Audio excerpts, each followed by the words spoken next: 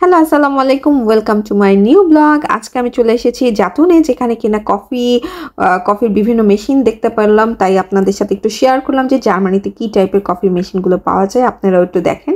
So এই একটা কফির মেশিন, যেই মেশিনটার ভিতরে আমার কাছে দেখে বেশ ভালো লাগছিল। এখানে নিশ্চয়ই মিল্কটাকে ফ্লাফি করে এবং কফির জন্য। এবং এই আরেকটা কফির মেশিন এটা প্রাইসগুলো সব 269 ইউরো, অলমোস্ট 26,000 টাকা, 26,000 সামথিং টাকা।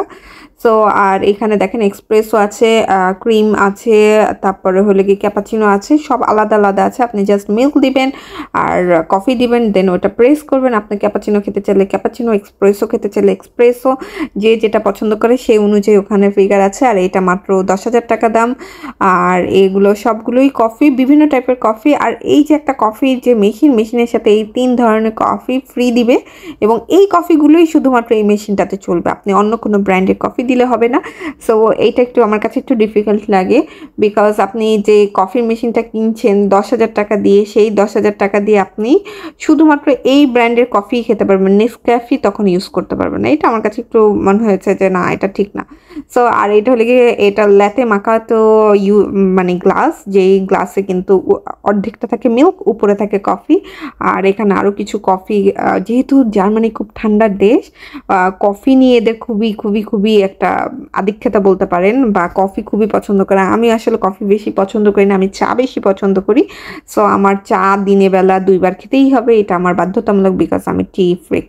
বিকজ আমি কফি একদমই পছন্দ করি না, কিন্তু আমার হাজব্যান্ড কফি পছন্দ করে, সো ও কফি খায়, আমি চা খাই।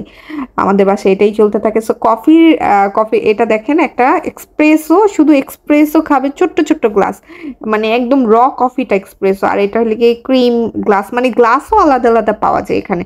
আর এটা ল্যাতে মাকাতো গ্লাস, যেটা কিনা হাফ মিল্ক হাফ কফি, আবার মিল্কের একটা ফ্লাফি।